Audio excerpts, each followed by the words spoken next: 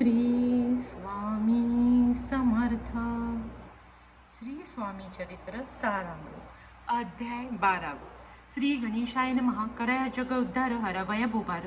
वारंवार परमेश्वर नाना अवतार धरितेसे. भक्तजन तारणार्थ अक्कलकोटी श्रीदत्त. यती रूप प्रकट होत तेची समर्थ श्री स्वामी. गताद्याच्या अंती बाळप्पा आले अक्कलकोटी. पुण्यनगर पाहुणी दृष्टी आनंद पोटी न जमावे. त्याच दिवशी श्री समर्थ होते खास बागेत. यात्रा आली बहुत गर्दी झाली श्री जवळी. दर्शन इच्छा उत्कटची ती खडी साखर घेऊन हाती. गर्दी माझी प्रवेश करती.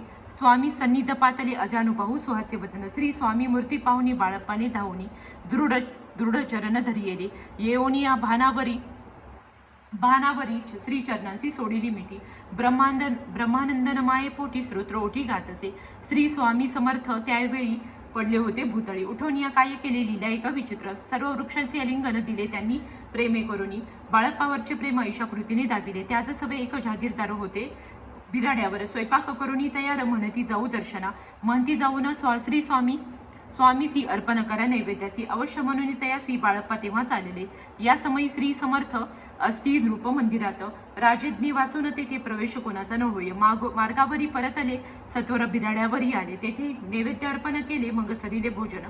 नित्य प्रातकाळी उठून षटकर्मा आचरणी घेऊन श्री स्वामी दर्शन जपा लागे बैसले. श्री शंकर उपास्य दैवत त्याचे करावे पूजन नित्य. मध्यान्ही येता आदित्य जपानुष्ठान आटपावे. करी झोळी घेऊन श्री स्वामी जवळी येऊनी. मस्तक ठेवून श्री चरणी जावे भिक्षे कारणे. मागून या मधुकरी मग यावे बिराड्यावरी. जी मिळेल भाजी बकरी त्याने पोट भरावे. घ्यावे श्री स्वामी दर्शन मग करावे अनुष्ठान. ऐसा प्रकार करून अक्कलकोटी राहिले.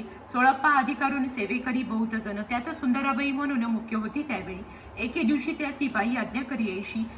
आपणही श्री सेवा करीती जावे आनंदे. बहुत जण सेवे करी बाई मुख्य तया माजरी. सर्व अधिकार तिच्या करी व्यवस्थेचा होता पै. या कारणे आपसात भांडण होती सदोदित. श्री स्वामी सेवेची तेथे अव्यवस्था होत असे.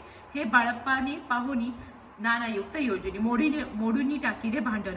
एक चित्त सर्व केले बाळप्पाची प्रेमळ भक्ती पाहुणी संतोष स्वामी प्रती. दृढ भाव धरुणी चित्ती सेवा करीती आनंदे.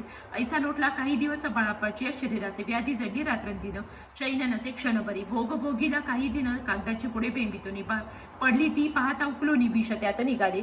पूर्वी कोण्या कृतज्ञे बाळप्पासी यावे मरण. विष दिले कोणा लागूने पडले आज बाहेर. स्वामी कृपेने आजवरी गुप्त असे उदरी. सद्गुरु सेवा त्याचे करी व्हावी लिखित व्याधीची. प्रत्येक सोमवारी त्यांनी महादेवाची पूजा करून मग यावे परतुनी स्वामी सेवे कारणे. हे पाहुणे एके दिवशी बाई विनोई समर्थासी. आपण सांगून बाळप्पासी शंकर पूजनी वर्जावे.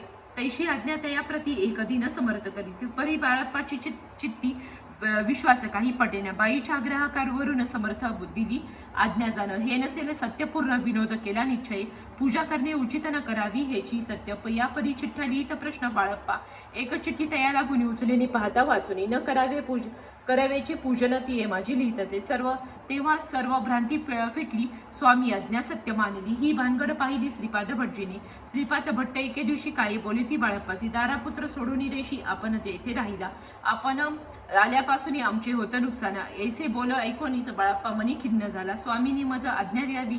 मी जातो आपल्या गावी. परी तुम्ही ती योजावी आज्ञा होईल ऐशीच.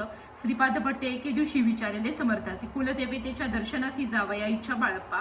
ऐसा ऐकून श्री समर्थ हास्यमुख काय बोलत. कुलदेवीचे दर्शन नित्य बाळप्पा येथे करीत असे. श्रीपाद म्हणे बाळप्पासी समर्थन देती आज्ञेसी. तरी टाकून चिठ्ठ्यांची आज्ञा द्यावी आपण. तयाचे कपट न जाणून अवश्य म्हणे त्याच दिवशी. 2 चिठ्ठ्या लिहून उभयंतांनी टाकीला. चिठ्ठी आपल्या करी भटजी उचली सत्वरी. तेथे राहुणी चाकरी ऐसे लिहिले असे. श्री स्वामी चरणी दृढ भक्ती बाळप्पाची जडली होती. कैसी दूरतया प्रती करतील यती दयाळ. इति श्री स्वामी चरित्र सारामृत. नाना प्राकृत कथा संमत सदा प्रेमळ परिसुत. दशमध्याय गोढा. श्री राजाधिराज योगीराज श्री स्वामी समर्थ महाराज पर नमस्तु. शुभ भवतु. श्री स्वामी समर्थ. श्री स्वामी समर्थ.